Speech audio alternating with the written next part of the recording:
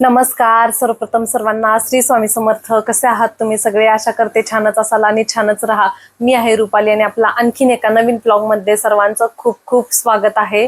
तर तुम्ही माझ्या लाईफ जर्नी बद्दल, माझ्या करिअरच्या स्ट्रगल बद्दलचे पहिला आणि दुसरा पार्ट बघितला. आज आपण बघूया फायनल आणि तिसरा पार्ट, माझ्या लाईफ मधला काय होता आणि कुठे माझ्या लाईफला वळण मिळालं आणि काय होता तो माझा टर्निंग पॉइंट.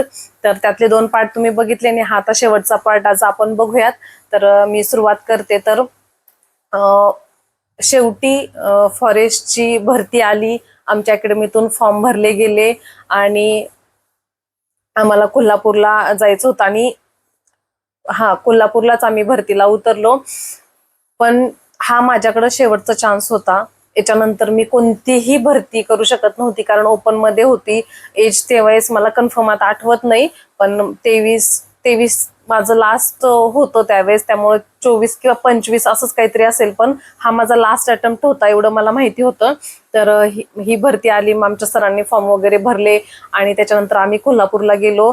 आमचं रनिंग होतं आणि त्यावेळेस आम्हाला 16 किलोमीटर होतं.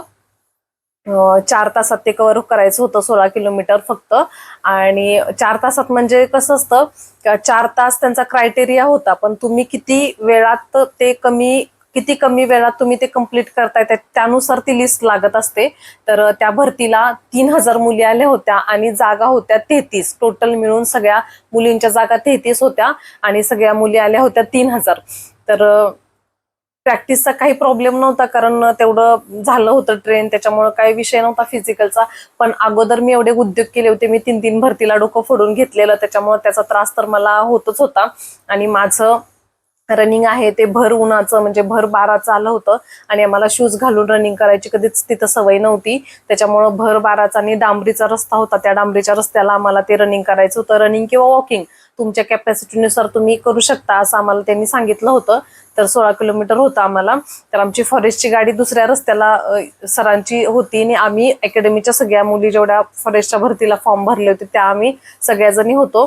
तर आम्ही रनिंग स्टार्ट केली, आमचं टायमिंग चालू झालं आणि त्याच्यानंतर मग ते सर पण ओरडायचे का तुम्ही चालूच नका, रनिंग करा रनिंग करा. तर मला एक सांगायचंय तुम्हाला का जे भरती मुलं होतात किंवा काय, माझ्या या शब्दांना जर कोणाला काही फायदा झाला तर एक माझा अनुभव म्हणून, का जर आपण एखाद्या भरतीला उतरलोय आणि आपल्याला रनिंग करायचं आणि खूप जास्त किलोमीटर आहेत, तर सुरुवातीला कधीच फास्ट न पळता आपल्या कॅपॅसिटीनुसार, आपल्या एनर्जीनुसार आपण पळायचं, टोवरती पळायचं आणि थोडी नंतर बॉडी वॉर्मअप होते, गरम होते, त्याच्यानंतर ऑटोमॅटिक आपल्याला रनिंग होतं.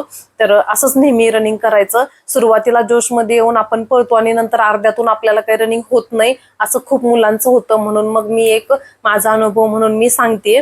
तर सुरुवातीला कधीच असं स्पीड न घेता रेग्युलर आपल्या ह्याच्यानं घ्यायचं, पण एंडिंग मात्र जीव तोडून, का आता आपल्या हातात एवढीच वेळ आहे आणि जीव तोडून पळायचं. तर मी डोक्यात विटा फोडून घेतल्यामुळं मला काय व्हायचं, आणि ऊन होतं खूप, मला खूप त्रास व्हायला लागलेला आणि मला समोरचं काहीच दिसत नव्हतं. तरी सुद्धा माझ्या डोक्यात एक होतं का ही एकच भरती अशी आहे, आधीच्या 8 भरती सोडून ही एकच फॉरेस्टची अशी भरती आहे का मी याच्यामध्ये हाईटमध्ये बसलीये आणि आता मला कोणतंही एक्सक्यूज घ्यायचं नव्हतं स्वतःला. मला कोणत्याही गोष्टीत असं विनाकारणची समजूत घालायची नव्हती का नाही मला ऊन लागतंय किंवा ऊन आहे, मला काही समोरचं दिसत नाही. नाही, मी अगोदर जे म्हणत होती का मी हाईट मधून बाहेर पडते, मी बाकी सगळ्यात परफेक्ट आहे होती आणि मी फक्त हाईट मधून बाहेर पडते, तर ते कारण मला इथे घ्यायचं नव्हतं. कारण ही पहिलीच फक्त अशी भरती होती का ज्याच्यात मी हाईट मध्ये बसली होती, कारण 150 उंचीचा त्यांचा क्रायटेरिया होता आणि माझी 154 अशी होती. तर त्याच्यामुळे मी हाईट मध्ये बसून गेली होती. तर मग रनिंग चालू झालं. रनिंग करायला सुरुवात केली. सर बाजूनं खूप ओरडायचे का थांबू नका, चालू नका, पळा. तर झालं असं आमचं रनिंग चालू झालं. कुठेही आम्ही थांबलो नाही आपल्या स्टॅमिना प्रमाणे. आणि नंतर आता एंडिंग पॉइंट दिसतोय का आता माझं इथं रनिंग संपणार आहे. तर मी तिथून 300-400 किलोमीटर एंडिंग इतकं फास्ट केलं का मला समोर काहीच दिसत नव्हतं, रस्ता दिसत नव्हता, काहीच दिसत नव्हतं. भर 12चं एवढा वेळ रनिंग केलेलं तर पायाला फोड आले होते अक्षरशः. पण तरी सुद्धा मी एवढ्या फास्ट रनिंग केलं होतं का माझं सगळं टायमिंग मी तिथं कव्हर केलं आणि मी गेले आणि अक्षरशः लोळत पडलेली मी तिथे. मला काही माहित नव्हतं कोणी उचललं काय केलं, अशी लोळलेली मी एवढ्या स्पीडमध्ये एंडिंग मारलेला आणि माझ्या पायाला फोड पण आले होते, पण त्याच्यामुळे माझं टायमिंग खूप कव्हर झालं होतं आणि ते 16 किलोमीटर मी फक्त 1.5 तासामध्ये कव्हर केलं होतं. कारण मला माहित होतं का आपण ओपन मध्ये आहे, मराठा हिंदू मराठा आहे, तर आपल्याला कोणत्याही कास्टची सूट मिळणार नाही, तर आपण जे काय आहे करायचं ते स्वतःला करायचं आहे. तर ते डोक्यात होतं माझ्या, म्हणून मग मी खूप स्पीड मधनं धावली आणि मी ते तिथं कव्हर केलं टायमिंग. आता झालं भरतीचं वगैरे झालं, त्याच्यानंतर मग आमचा इंटरव्ह्यू होता. तर आम्हाला लेखी एक्झाम नव्हती त्यावेळेस, 2011ची भरती होती ही फॉरेस्टची, तर आम्हाला लेखीची एक्झाम नव्हती. आणि मग त्यावेळेस नवरात्रीचे पण दिवस होते ते, आणि मी देवी आईला पण नवस केलं होतं का माझं ह्या वेळेस भरतीमध्ये काम होऊ दे, माझा हा लास्ट अटेम्प्ट आहे. आणि मी खूप असं जिकडं तिकडं जाईल तिकडं मी असं नवस करायची, देवाला खूप रिक्वेस्ट करायची, पण तेवढीच माझी मेहनत पण होती. आणि मग देवी आईला पण मी नवस केलं होतं का माझ्या गावामध्ये जे नवरात्री बसते त्या देवीची या वर्षीची मूर्ती मी स्वतः घेईल, माझं काम होऊ दे, असं मी नवस देवी आईला केलं होतं. आणि मी नवरात्रीचे उपवास पण माझे चालू होते. आणि मग रनिंग झालं, माझं लिस्टला नाव आलं. आणि विशेष म्हणजे प्रत्येक सिलेक्शनच्या लिस्टमध्ये माझं सगळ्यात एंडिंगला नाव असायचं, पण असायचं. तर मग इंटरव्ह्यूसाठी आम्हाला बोलवलं गेलं. मग आम्ही इंटरव्ह्यूला मी कोल्हापूरला गेले, तेव्हा माझे उपवास चालू होते, पायात चप्पल नव्हती, खाणं तर काहीच नव्हतं, फक्त फळांवरती आमच्याकडे हा नवरात्रीचा उपवास करतात. तर माझा उपवास पण चालू होता. मग सीसीएफ ऑफिसला कोल्हापूरच्या आमचं इंटरव्ह्यू होतं आणि आम्ही गेलो, लाईन मध्ये बसलो. नंतर जसा जसा नंबर आला तर भीती तर होतीच, कारण इंटरव्ह्यू म्हणजे ही पहिलीच वेळ होती का कुठेतरी इंटरव्ह्यू असं द्यायचा होता. भीती तर होती, पण गेलो. पण एक आहे का, कॉन्फिडन्सची लेवल माझ्या बाबतीत कधीच कमी नाही झाली. जिथं जी जास्त अवघड गोष्ट आहे ना, तर तिथं मी त्या गोष्टीला खूप व्यवस्थितपणे तोंड दिलंय असं मला वाटतं. त्याच्यामुळं मग मी गेली तिथे, मी घाबरली नाही, लाजली नाही. मी गेली, त्यांना सगळ्यांना नमस्कार घातला आणि मग बसली खुर्चीमध्ये. आणि मग तिथं मॅडम होत्या, सर होत्या, त्यांनी वेगळे वेगळे प्रश्न विचारले. आणि इंटरव्ह्यू मध्ये बरं का असं काहीही विचारतात, प्रत्येकाच्या मनानुसार. आपल्या जिल्ह्यातली, तालुक्यातली विशेष काय आहे, तुम्ही शेती करता तर शेतीबद्दल विचारतात, तुमच्या घरांच्या बद्दल, फॅमिली बद्दल विचारतात. किंवा त्यावेळेस मला विचारलं होतं का त्यावेळेस सिरियल फेमस पवित्र रिश्ता ही खूप फेमस सिरियल होती, तर त्या तिघी बहिणींची नावं काय हे मला विचारलं गेलं होतं. आणि त्यावेळेस काय म्हणजे ती खूप फेमस होती सिरियल, त्याच्यामुळे ते काय लगेच आलं. नंतर केबीसीचा लॉंग फॉर्म विचारलं होतं का कोण बनेगा करोडपती, तर हे असं विचारलेलं. आणि आणखीन बाकीचे प्रश्न थोडेफार विचारलेले. आणि जे नाही आलं तर ते नाही म्हणायचं, असं घाबरायचं नाही, काय नाही असं. तर मी असंच केलं, जे नाही आलं तर ते सॉरी सर मला नाही माहिती याबद्दल, असं मी बोलली. आणि माझा इंटरव्ह्यू तिथं व्यवस्थित असा झाला, पण माहित नव्हतं की काय होईल काय नाही असं. आणि त्याच्यानंतर 10वी आणि 12वीची मार्क लिस्ट पण त्या भरतीसाठी, तो पण त्यांचा क्रायटेरिया होता की त्याची मार्क्स पण बघून मग सिलेक्शन करायचं. आणि तुमचं रनिंगचं जे फिजिकलचं होतं ते टायमिंग त्यानुसार ती लिस्ट लागणार होती.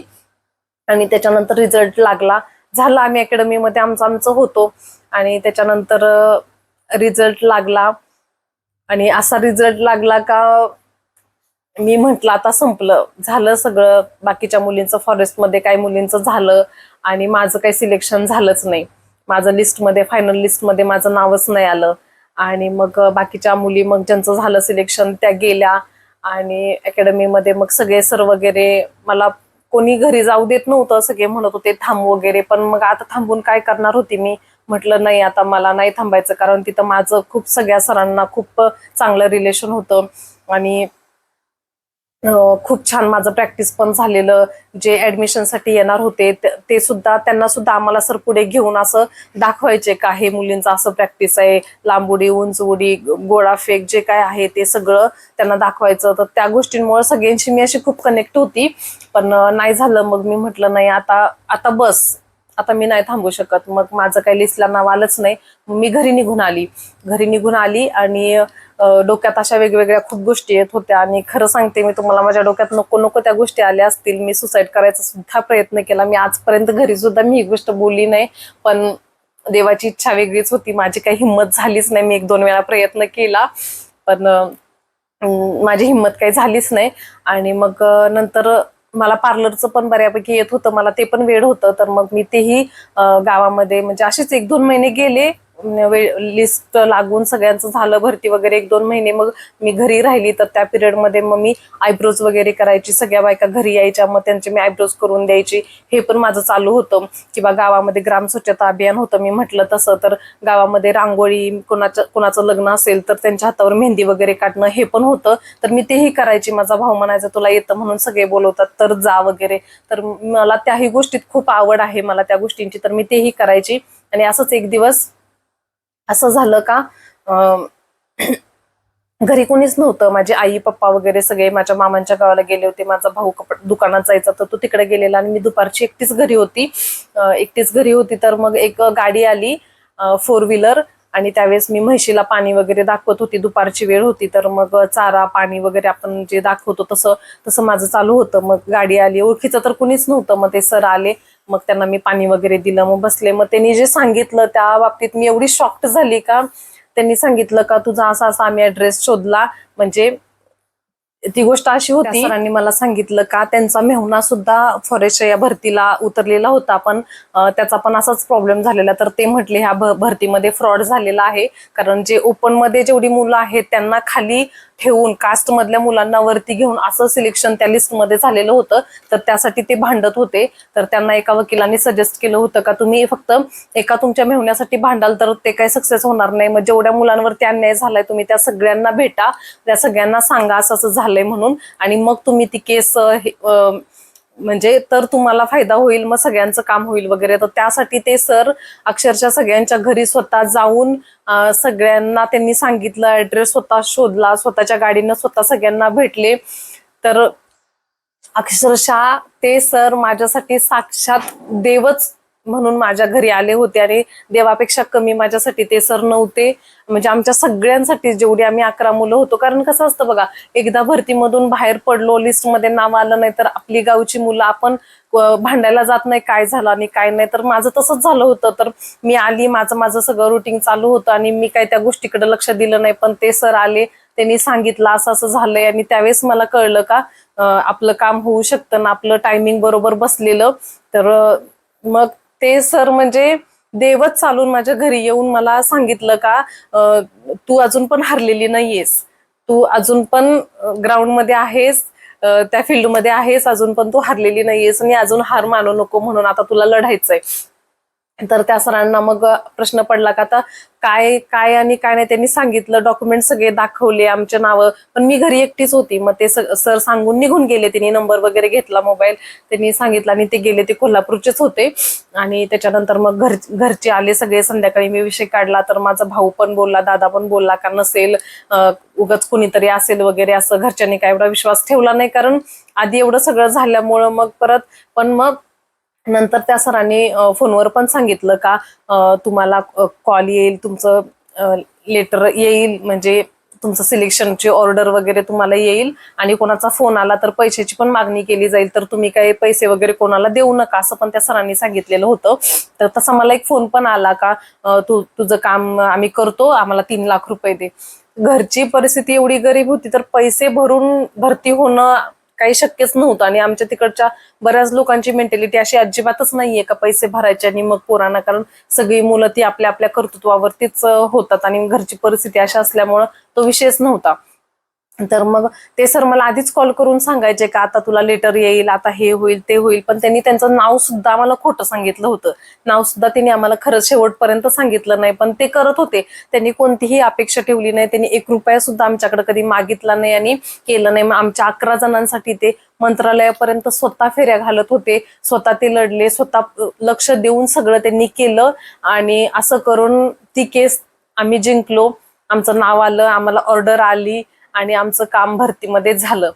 तर मी खरं तर मानते माहितीये का माझं 4 वर्षाचं जे स्ट्रगल आहे ते मी इतकं प्रामाणिकपणे केलेलं, आणि त्या प्रामाणिकपणामध्ये मी जेवढ्यांशी सगळ्यांशी कनेक्ट होती, त्या मुली सुद्धा होण्याशी मी जी मेहनत घेतली, तर त्या मुलींच्या आई वडिलांची, तिथल्या सगळ्यांची दुआ मला एवढी लागली का देवाला सुद्धा माझ्या नशिबात नव्हतं ते सुद्धा माझ्या देवाला मला ते द्यावं लागलं, मी असंच मानते.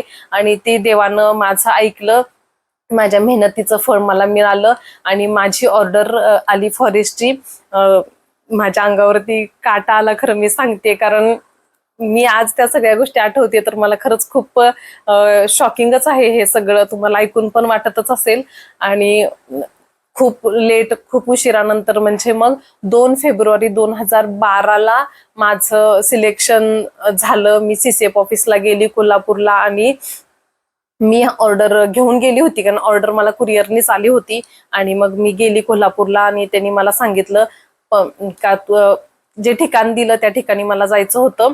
आणि मग त्या सरांचे एवढे आभार मानले. मग त्या सरांनी आणि मला अक्षरशः ते सरांनी म्हणजे जिथं मला जेवढी पोस्टिंग जिथं दिली होती तर तिथे सोडायला सुद्धा ते सर आले होते. मग माझे पप्पा, ते सर, माझं जिथं सिलेक्शन झालं होतं आणि तिथं गेलो. पण त्याच्या अगोदर मी सातारा डिव्हिजन होतं, सातारा डिव्हिजनला मी हजर व्हायला गेली. तर तिथेच माझे रेंजचे सर होते. तर ते सर मला भेटले आणि मग त्यांनी सांगितलं का इथूनच 15 दिवसाचं ट्रेनिंग आहे जालनेला, तर जालनेचं ट्रेनिंग करून या आणि मग तुम्ही रेंजला हजर व्हा असं सांगितलं होतं. मग ते ट्रेनिंग करून मी आली. त्याच्यानंतर मग ज्या सरांनी माझं हे सगळं केलं त्यांना मी बोलवलं, त्यांचा छान पाहुणचार केला आणि त्यांची फॅमिलीच आली होती. त्यांची छान अशी 2 बाळं होती, एक मुलगा मुलगी, ते त्यांची मिसेस, त्यांच्या फॅमिलीला मी जेवायला बोलवलं, जेवायला घातलं. त्यांना पण खूप छान वाटलं, खूप जेवण आवडलं आणि वेजच होते ते सगळे. आणि 1 रुपयाची अपेक्षा न ठेवून माझ्यासाठी त्यांनी इतकं सगळं केलं होतं. म्हणजे आमच्या 11 आम्ही सगळे मुलं, सगळ्यांचं त्या माणसांमुळं खरं तर भलं झालंय. आज जी माझी नोकरी आहे ती फक्त आणि फक्त त्यांच्यामुळेच आहे आणि माझ्या स्वामींच्या कृपेमुळे आहे. माझ्या कष्टाचं फळ मिळालं आणि हे सगळं झालं. आणि मग आमचं घर तर झालं होतं, माझ्या भावाचं पण. मग माझं सिलेक्शन झालं त्याच्यानंतर 1 वर्षानंतर माझ्या भावाचं दुकान पण कपड्याचं टाकलं. तर ते दुकान टाकलं तर त्याच्यात पण जेवढे होते तर सगळे, कारण एवढं भांडवल नव्हतं, तेवढं पेमेंट पण आमच्या जवळ नव्हतं का दुकान एवढं मोठं करायचं करून. आणि मग त्याच्यानंतर पार्टनरशिप मध्ये करण्यासाठी पैसे देत होते, पण आम्हाला माल भरण्यासाठी पैसे कोणी देत नव्हतं. तर मग आम्ही तयार नाही झालो, मग नाहीच म्हटलं, पार्टनरशिप मध्ये नाही करायचं. मग फक्त 90,000वरती त्या दुकानाचं भांडवल होतं ते केलं. आणि जे मारवाडी दादा, जे माझा भाऊ जिथं कामाला जायचा वगैरे, तर ते दादा तर सोबत होतेच. तर त्यांचा पण खूप म्हणजे खूप त्यांनी सपोर्ट केलाय आणि आजही ते माझ्या भावासोबत आहेत. आणि मग असं करून फक्त 90,000 ते 1 लाखापर्यंत उधारीनं माल भरून ते दुकान स्टार्ट केलं होतं. आणि तुम्हाला सांगते, आज म्हणजे 2013ला माझ्या भावाचं कपड्याचं दुकान झालं आणि आज या घडीला माझ्या भावाचं डबल दुकान आहे आणि 10 मुलं त्या दुकानामध्ये कामाला असतात. सीझनला तर दिवस रात्र त्याला अजिबात वेळ नसतो आणि त्याचं इतकं छान जम बसलाय, खूप छान. त्यानं पण त्याचा जम बसवला. माझ्या बहिणीचं पण आज सगळं छान आहे. ते पण, दाजी पण अजिबात ड्रिंक करत नाहीत वगैरे. शेती करावी लागते पण ती तिच्या लाईफ मध्ये ती सुखी आहे. माझ्या भावाचं पण खूप छान झालं, आमचं घर पण झालं व्यवस्थित, माझी पण नोकरी व्यवस्थित झाली. आणि असे आमचे सगळे दिवस बदलले. तर ते दिवस आणि आताचे हे दिवस, त्याच्यात जमीन आसमानाचा खूप फरक आहे. तर दिवस बदलतात, दिवस काय प्रत्येकाचे राहत नाहीत. पण त्यावेळेस जेवढ्या लोकांनी बोलले होते तर तीच लोक नंतर माझ्याकडं यायची आणि मग त्यांच्या मुलांना घेऊन का आमच्या मुलांना गायडन्स कर किंवा त्यांना मार्गदर्शन कर, कसं भरती व्हायचं, काय करायचं, त्याच्यासाठी सगळी लोक गावातली वगैरे यायची. आणि मग गावामध्ये असंच यात्रेच्या वेळी माझा सत्कार झाला का गावात पहिलीच मी युनिफॉर्म घातलेली अशी मुलगी होती आणि डिपार्टमेंटला मी अशी सरकारी नोकरी म्हणून माझं जॉईनिंग झालेलं. तर माझा सत्कार पण छान असा केला गावामध्ये आणि इतकं छान वाटलं. म्हणजे केलेल्या कष्टाचं फळ आणि चीज झालं त्याबद्दल खूप सगळे आम्ही खुश होतो आणि आमचे असे सगळे दिवस बदलले आणि आज सगळं छान आहे. तर कुठलीही गोष्ट मेहनतीशिवाय होत नाही. मला एवढंच सांगायचं आहे का मेहनत करायला, स्ट्रगल करायला अजिबात घाबरायचं नाही, कारण पुढे काय होईल याचा आपण आधी विचार कधीच करत नाही किंवा आपल्याला माहिती नसतं. फक्त आपण प्रामाणिकपणे करायचं. आणि माझा एकच हेतू नेहमी असतो, आजही आहे का कर्म, आपले कर्म चांगले पाहिजे, दुसऱ्याबद्दलची आपली नीती चांगली पाहिजे. दुसऱ्यावरती कधीच मी पण जळली नाही का त्याचं चांगलं होतंय आणि माझं नाही, जे आहे त्याच्यात समाधान. आणि आपण कष्ट करायचं एवढंच ध्येय माझं पहिल्यापासून होतं आणि ते होतं. त्याच्यामुळे एवढी माझी उंची कमी असताना सुद्धा मला सरकारी जॉब मिळाला. मी हार मानली नाही. मी 8 भरती करून 9व्या भरतीला मी भरती झाली आणि 2012 पासून आज 2025 आहे, 13 वर्षांची माझी वनसेवा झालीये आणि मी फॉरेस्ट डिपार्टमेंटला मी जॉब करतेय. तर अशी माझी ही सगळी जर्नी होती. तर तुम्हाला ही माझी जर्नी कशी वाटली मला कमेंट करून नक्की सांगा. आणि तुम्हाला जर माझे व्हिडिओ आवडत असल्यास माझ्या व्हिडिओला लाईक शेअर सबस्क्राईब करायला विसरू नका. तर अशा छान व्हिडिओ सोबत म्हणजे मला आता भरती झाली, भरतीनंतर मला कुठे पोस्टिंग मिळाली आणि ती माझी जर्नी कशी होती ती पण तितकीच थरारक आहे आणि ती पण तितकीच डेंजर आहे. एक मुलगी म्हणून मी तिथं कसं काम केलं आणि कशी राहिली हे पण मला तुमच्यासोबत शेअर करायचं आहे. की फॉरेस्टमध्ये का जसं डिस्कवरी चॅनलवरतीची जी लाईफ दाखवतात ती आम्ही स्वतः अनुभवली आहे. तर ते काय होतं ते पण मी लवकरच घेऊन येईल व्हिडिओ. तर नक्की माझे व्हिडिओ बघत राहा. त्यासाठी तुम्हाला माझ्या चॅनलला सबस्क्राईब करावे लागेल. तर नक्की सबस्क्राईब करा. तर चला तर मग अशाच भेटूया छान व्हिडिओ सोबत. तोपर्यंत श्री स्वामी समर्थ.